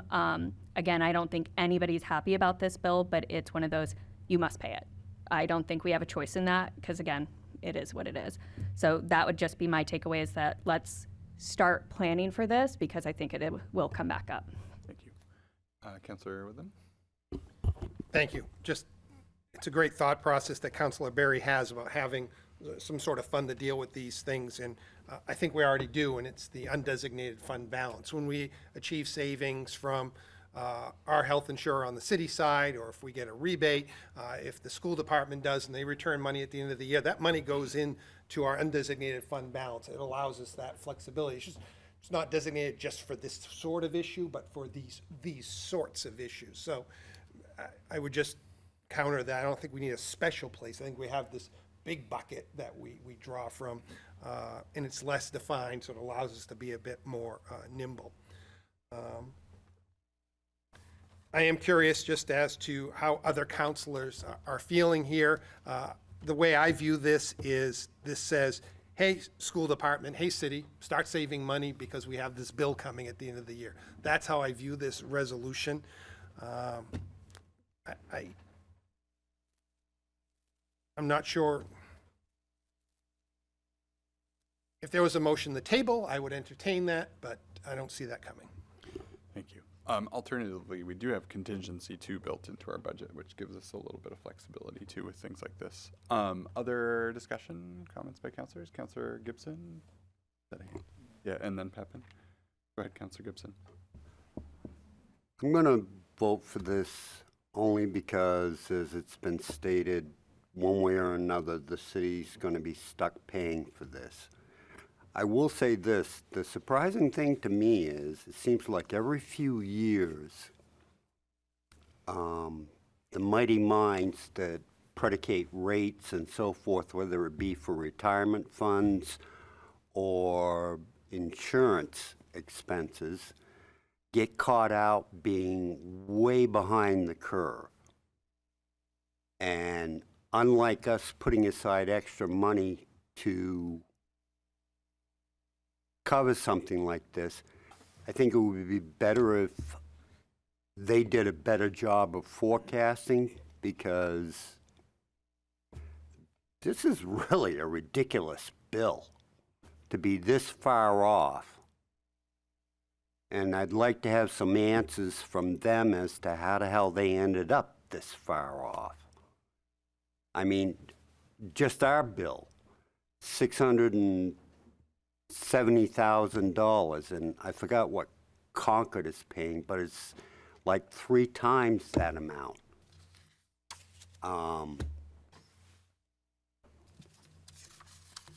They should do a better job of their forecasting, and where they're required by charter to return surplus at the end of the year, then, hey guys, don't do business this way.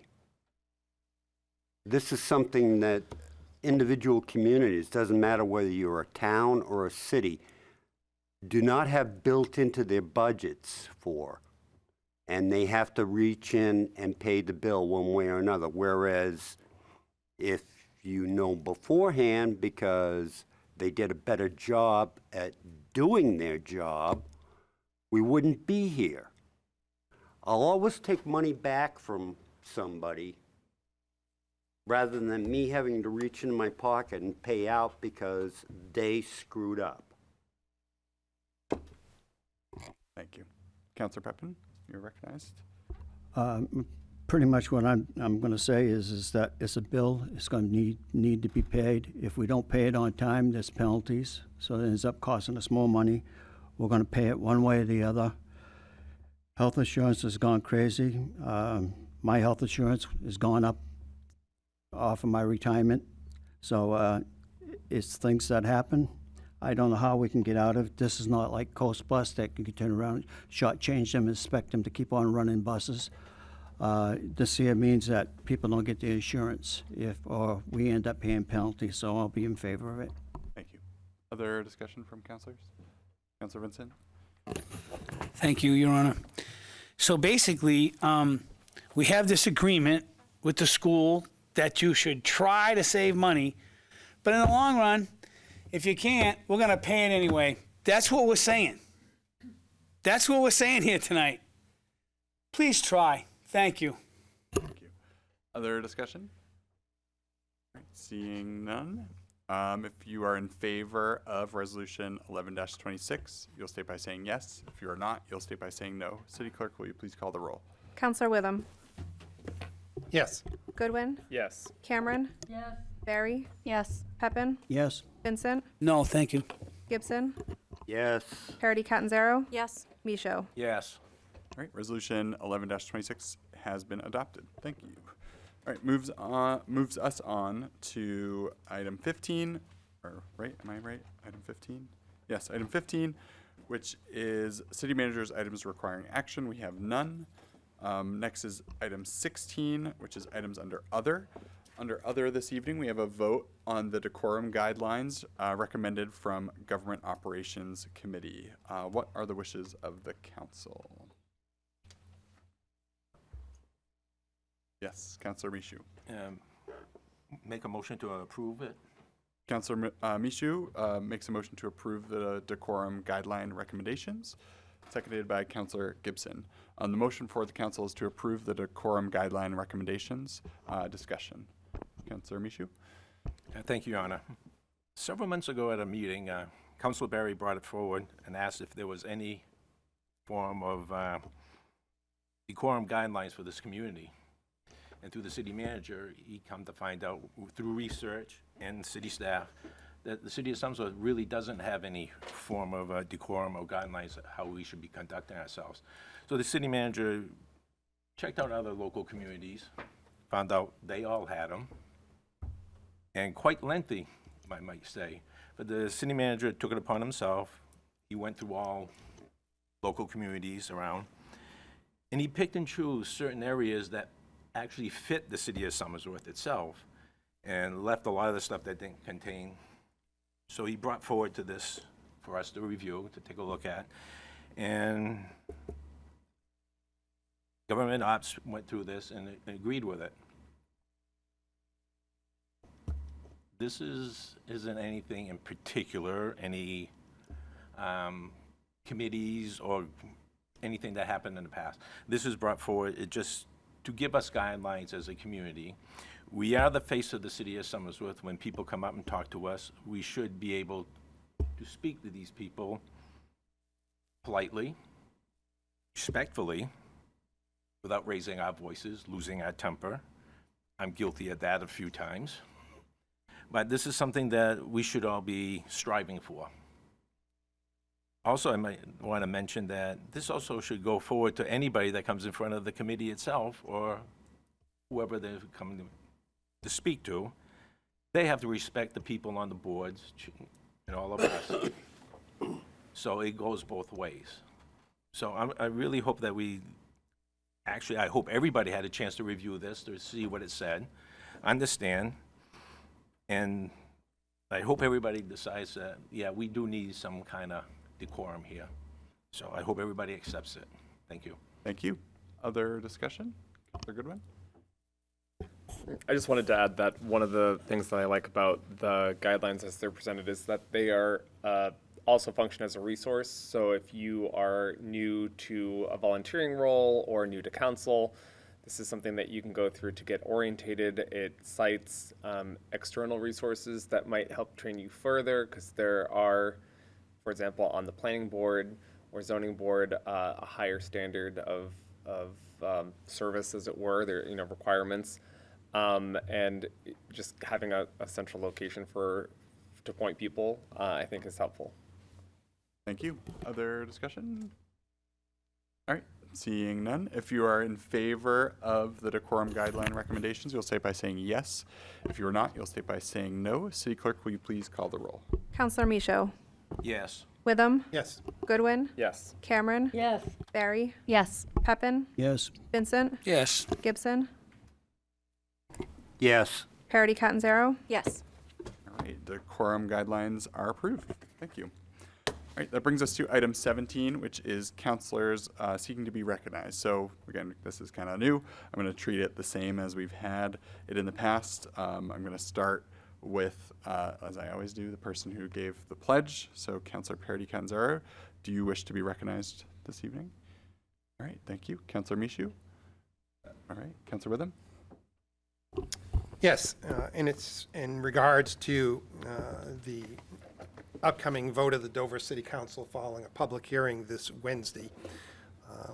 I unfortunately cannot attend. I'm glad that you can attend and that the mayor of Dover has asked you to speak there that evening.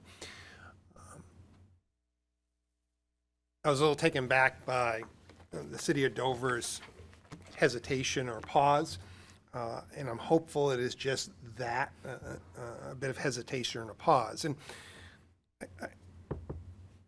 I was taken back because if we rewind our efforts to keep the unhoused warm during the wintertime, this really started by an action of the city of Dover to purchase a property here in the city of Somersworth on Willand Drive, where the warming shelter has been since 2019 and will be again this upcoming winter because of the MOU signed by all three communities now.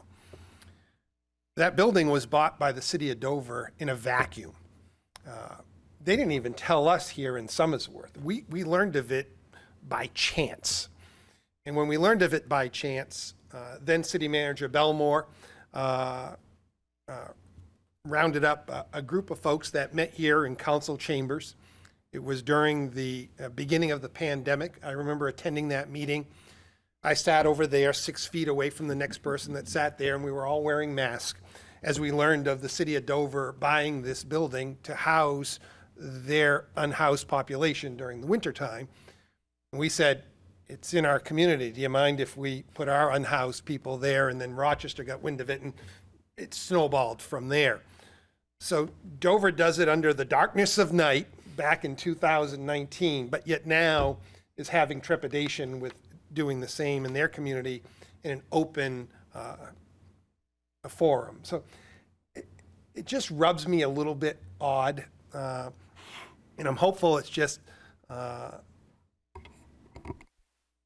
blip and that this passes this Wednesday, because if it doesn't, as we heard from Commissioner McGlaris, I think this will be the last year of the warming shelter on Willand Drive, and I think it'll be the end of a cooperative effort between the Tri-Cities, and it'll then be on every community to simply do its own thing, and that would be a travesty. So I'll leave it at that. Thank you. Thank you. Councilor Goodwin?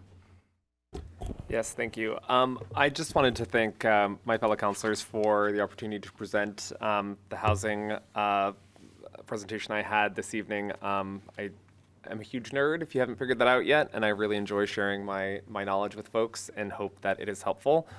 And in that vein, I actually have two other much shorter presentations that I would like to do before I leave council. One would be on essentially the math of 79E from the perspective of a developer, to show council, when we give someone a tax break, what is that doing? Why does it work? That should be pretty quick. But it is, I think it's helpful. I tried to talk about it verbally last meeting, and it's dense, it's confusing. Having a visual aid and some slides at a time set aside, I think would be helpful if folks are inclined. And the other is an item that I'm not sure if it's council level or if it's planning board or historic district commission, but we've talked about it on the mayor's housing task force. It was mentioned in passing in some reference to in the housing presentation that, you know, if our community is going to have more density, one of the key questions is, how does it look?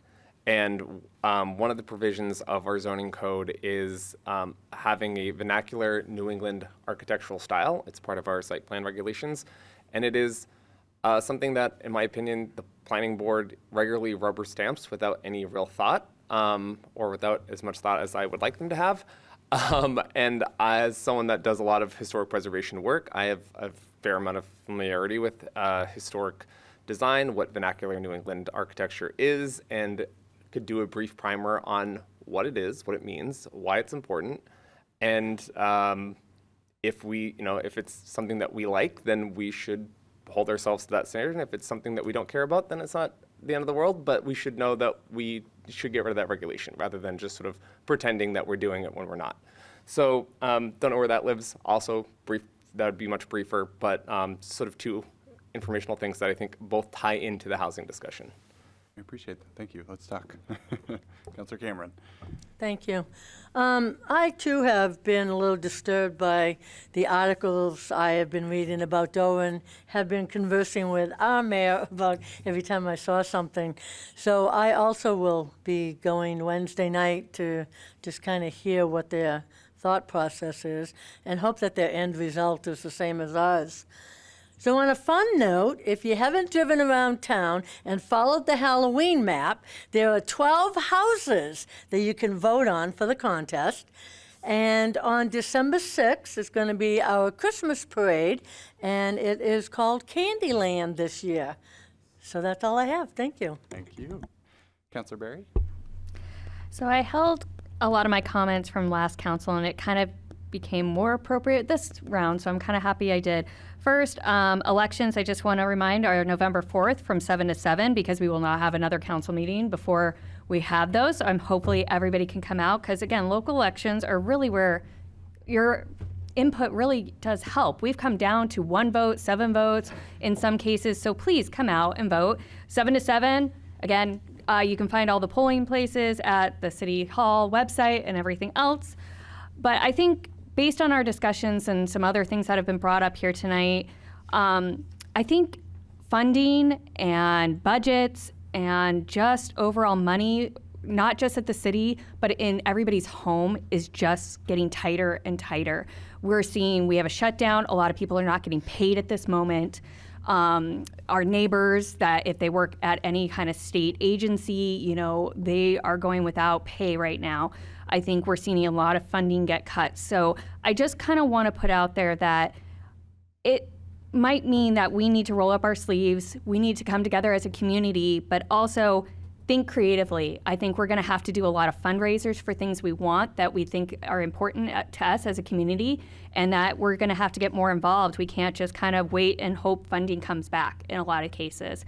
And I think we're going to see a lot of cuts for things we don't want to see cut, but it's going to be a necessity. So just please keep that in mind as you're dealing with people as they're dealing with hard times. Thank you. Councilor Pepin?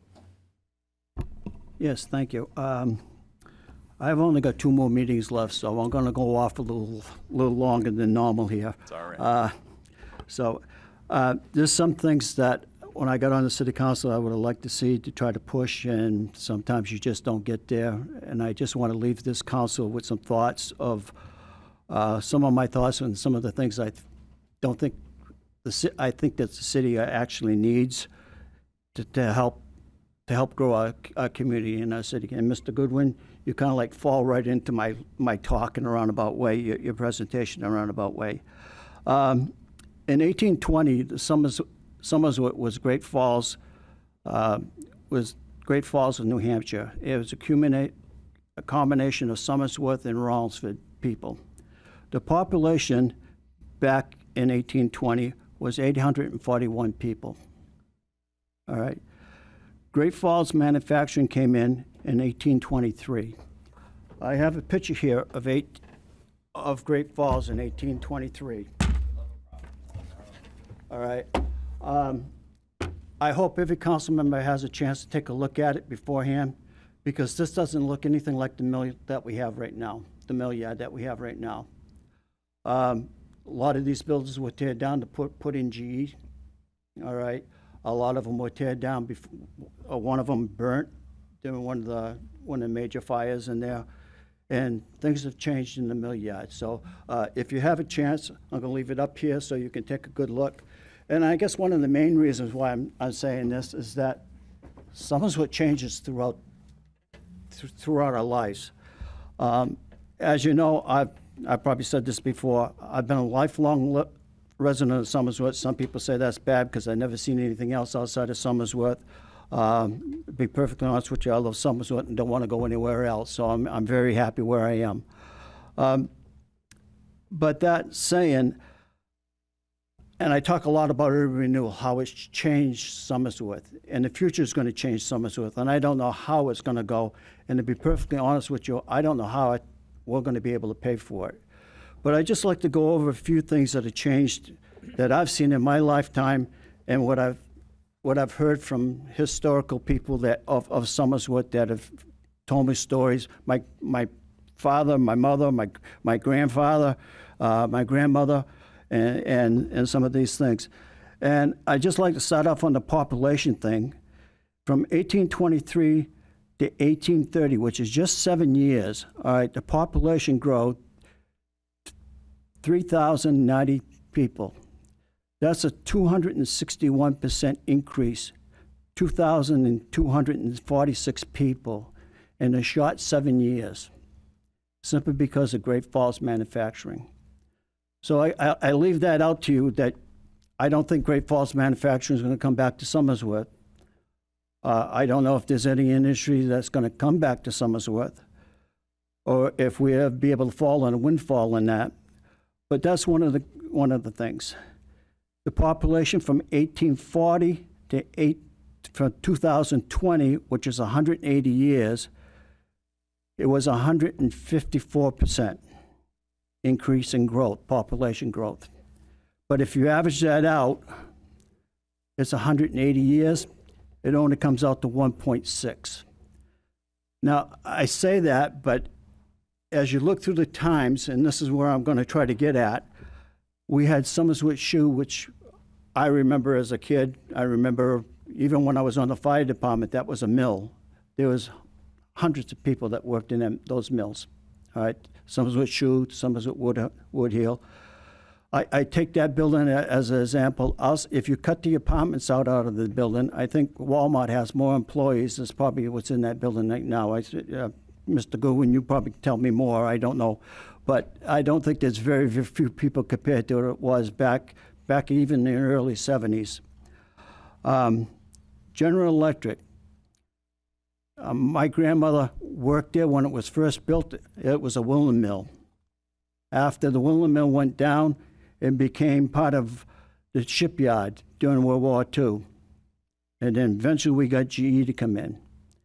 How do we replace 2,000 or 3,000 people? We're probably not going to have that happen. I better check these things off. Queensbury Mill, saw the picture of it in the advertisement. All right, that was a wooden mill. Had tons of people in there. It's turned into housing. We're great at turning people, some things into housing, so we've done that one. Baxter's Woolen Mill. I don't know if anybody knows it. It's the end of Buffinville Road. That burnt in the early 70s, 1970s, if I remember right, just before I got on the fire department. That was a mill. Great Falls Bleachery. I don't know how many people worked in that, but there was a great deal of people that worked in there. I got prime tanning down here simply because a lot of the people in Somersworth worked at prime tanning. Back years ago, we had rail for transportation. We didn't have cars. So everybody was kind of like in walking distance. With all these people, we were very densely populated in a very small area in the city of Somersworth. There was mill houses that along the whole things, buildings on top of Washington Street, which now is housing for the elderly people. And I mean, they were on top of each other. Row houses, Maple Street here, it basically was loaded with some houses that from the thing. They all contributed to our businesses that we had downtown. And a lot of these are businesses that I remember. Bushy's Men's Store, it was almost across from GE. Norman's Men's Store, which was right by the old train depot. Wellwood's Five and Dive, which was the teetotal place. Hirsch Department Store, Mr. Hirsch, there wasn't nothing that man didn't have in the store. If he didn't have it on the first floor, it was either in the cellar or upstairs on the second story. Unreal. Jack's Shoe Store, Cutter's Jewelry, Nod's St. Laurent, if you wanted your dishwasher or whatever, you got it. Dion's Drug used to be an empty lot right in the entrance of the mill. Nutter's Drug, we used to be up on High Street just before Constitutional Way. Babe's Diner, right across from GE. It's an empty parking lot in between City Hall and the next building. My father worked there when he was a kid. Vic's Diner,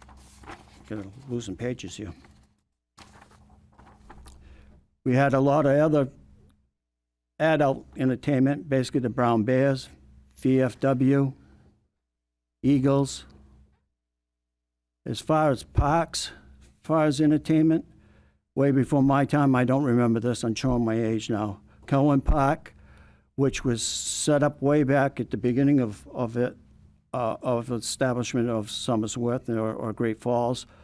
It was just where the liquor store is right now out back. They had everything up there, from roller skating rinks, the dance halls, to the baseball field. We brought in people from all the communities around, Dover, Rochester, whatever. We had a bear cave there. I never seen a bear, or never heard about a bear being in there, but we had a bear cave anyways. The entertainment was unreal. They used the pond with boats and everything else back then. That was a big thing. And we also still had the Noble Pines, which came in a little bit later. We had a small little wading pool or whatever that we had to drain every day, simply because of sanitary reasons or whatever. Talking about schools, I went to school at Holy Trinity. What is that now? It's apartment houses. I went there to the 6th grade. St. Martin's, my wife went there to St. Martin's, which is right here in the corner of Green Street. Now that's all apartment buildings. I hate to say this, but you didn't date, if you belonged to Holy Trinity, you didn't date a girl in St. Martin's, or at least you weren't allowed to anyways. So just to give you a little hint, I did it once.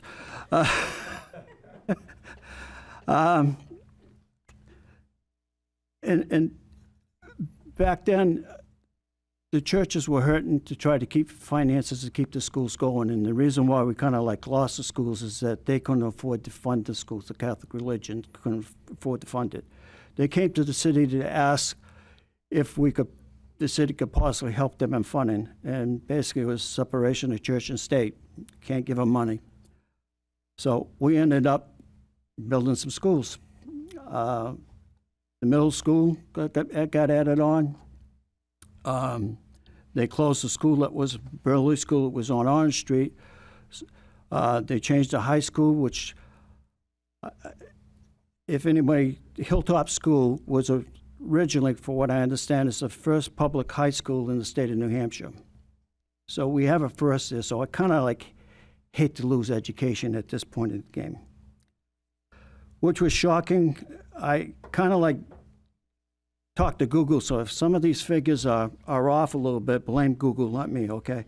I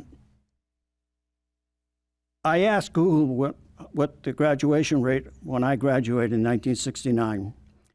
It couldn't tell me. It told me to call the school department to find out what it was. So I went to my yearbook. I counted 123 as far as I know. If I graduated, the rest of them did too. It also gave me the figures of a class of 2021. It's 80 graduated in that period. And what they gave me for a figure for the graduation class for 2025 is 65. I'm not quite sure if that's accurate. It may be off before. I have asked the mayor earlier before, am I somewhere close? He counted a couple more or whatever. I'm not quite sure. I was kind of shocked because I would tend to think that our growth would have been a lot bigger than that in the city of Somersworth. I think we have kind of like deserted our downtown, and our outskirts are basically taking up the rest of the populations. I know back when I graduated out of high school and before I got married, I live on Rocky Hill Road, probably not even halfway down through. From my house on down outside of the farmhouse, there was no other houses on Rocky Hill Road. Now we have 4 other little small developments, branches off of Rocky Hill Road. And I'm sure if you went down a lot of the outskirts streets in town, that you probably, in the city, that you probably find the same thing, that you find a lot of developments outside. So our population is basically kind of like grown completely out of touch a little bit. And then I got this last thing here. Population in Somersworth from 2000 2010 to 2020, 0.8 growth in population. Now, that's a 10-year period. If you break that down, if you went by growth, it's 1/10 of a percent. Kind of disappointed in that. I would hope that we would kind of like have some type of growth in population. I think the only place that is probably good to grow is in the downtown area, because I think the outskirts are getting pretty well is pretty much taken. I listened to the conversation about last meeting about 97E. I think it's very, very important that we try to strive to keep 79E in works. I think to help in our downtown area. And I say this for not just us, but for the developer also. And I take the fire station. I was chair of the committee for the fire station. We drawn up blueprints. We had soil testing as we were doing it to give us a basic price of what it's going to cost to build the fire station. Then we hired a contractor. He does his soil testing. And lo and behold, between our first soil test and the second soil test, now we have peat moss, which now the state can't tell us how to get rid of, but the estimated price when we did get it was $1 million to replace that soil. You can go to 1 Winter Street, which is a good one I like. We almost had that sold to Domino's Pizza. I was going to vote for it. We had a lot of the public come over here and say they were totally against it, putting it on there. We had people from Berwick basically says that they didn't want to really see the sign of Domino's from across the bridge. But right now, I guess we look across the bridge and we see the Domino's sign. I want to support our local businesses, and that's the reason why I changed my vote. But I still see the Domino vehicles running through our community now. So I don't think the only thing that we gained out of that is that we lost money. We still have to pay for the monitoring wells that are there, and we still don't have a tax base. And how long's that property been vacant for a while? It's been a while. I know it was vacant before I left the fire department, and that was in 2005. 5 Main Street. That building's been empty since I got onto the city council. So it's since 2008 anyways, where I think we moved in the other station. We've had several proposals to trying to get it in. Hopefully within the next few months, we'll have residents into that place. Prince Garage, we're still working on that on Lower Main Street. All of these basically have some type of hazmat in it. Blackwater Road project, which the city manager is working on, hopefully we'll be able to close on that. That has hazmat in it. Everywhere we go, it seems like whoever is taking over these buildings and stuff has some type of hazards to try to clean up or whatever. I guess my bottom line is I don't have any answers on the growth or whatever. What does bother me a little bit is that I look at special education. We always have shortfalls in special education. We always have to make up on special education. Student aid right now is wherever the student goes. I look at the figures that I told you that the graduation rate from 2023 to 65, it's less students, all right? So it's less money that we're taking in for student aid. I don't remember during all my education through grammar school and even the high school that we had special needs students. These teachers that wherever these kids are going to be educated outside of public education don't have to be certified. They don't have to take special education students. I have a feeling and a fear that public school is going to be funded by the taxpayers of Somersworth, or I should say the towns and cities of Somersworth. And And that figure kind of scares me, because not only do we have to pay very costly as of special education is the transportation of it. I don't know where this is going to go. I'm afraid that this is going to impact our taxes more than we even can imagine. And I'm not against special education. I'm glad we have it. All right. Somersworth has been noted for its great special education, and we've drawn people from out of our city to come to our schools because of it. So one of the things that really that I talked about GE and the mill, every person, city planner that we came in, and I think I've had 2 or 3 different ones that have been here, they look at the river as being the crown jewel. We don't own the mills down there. What bothers me the most is that talking to the previous owner that owned the mill, he couldn't even rent places for commercial use simply because tractor trailers had so much of a hard time getting in and out of there because of the passageway by the Somersworth House of Pizza and trying to get out of there at certain times of the day. GE is not another way that you can get out of there. The old GE building is not an easy way out of there. I hope this council looks and sees if there's some way or some access to kind of try to unlock that mill yard. You can't get from the mills to the GE exit because it's gated off because it's 2 different owners. It's very, very difficult from 4 o'clock till probably 6 o'clock. You can see the traffic up here. If you're trying to get out of the mills, it's next to impossible to get out of there.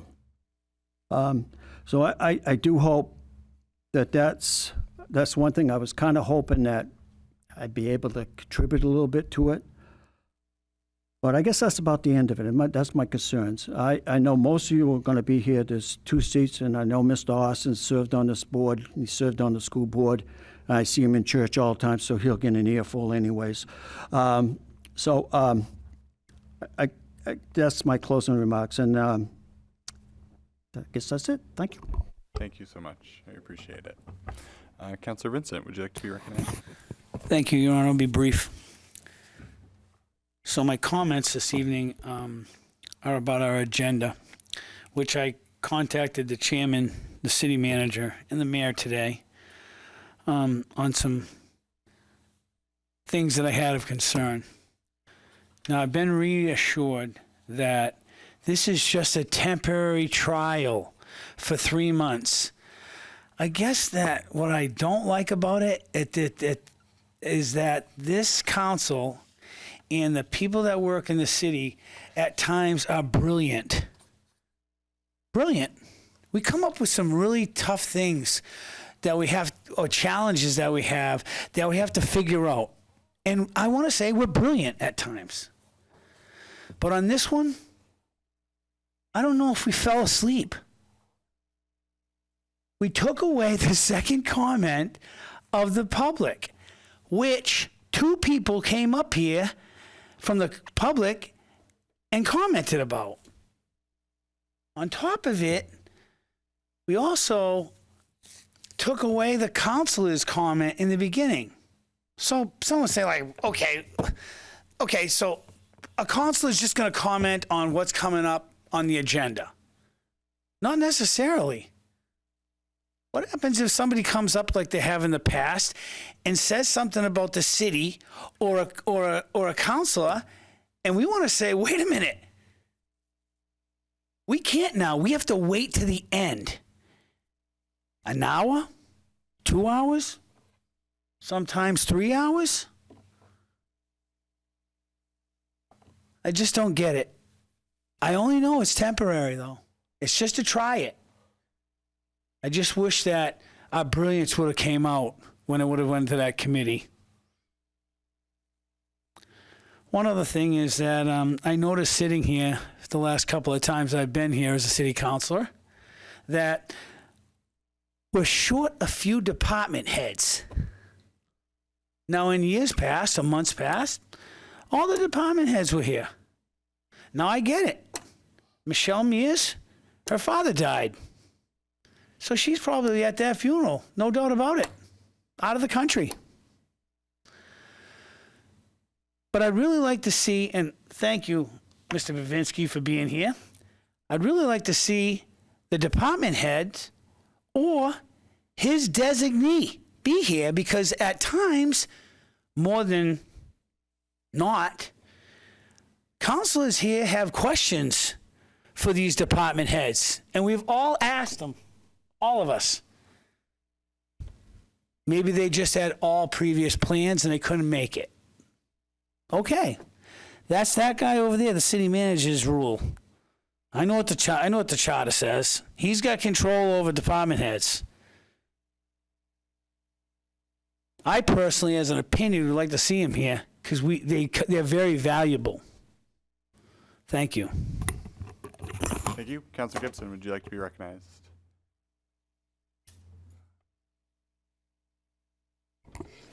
No comment. Thank you. All right, brings us to our last item on our agenda, which is adjournment. All right, Councilor Vincent makes a motion that the City Council stand in adjournment until our next regularly scheduled meeting, seconded by Councilor Gibson. Question for the council is adjournment. If you're in favor, you'll state by saying aye. If you're opposed, you'll state by saying nay. All in favor? Aye. Aye. All opposed? All right, we are adjourned. Thank you.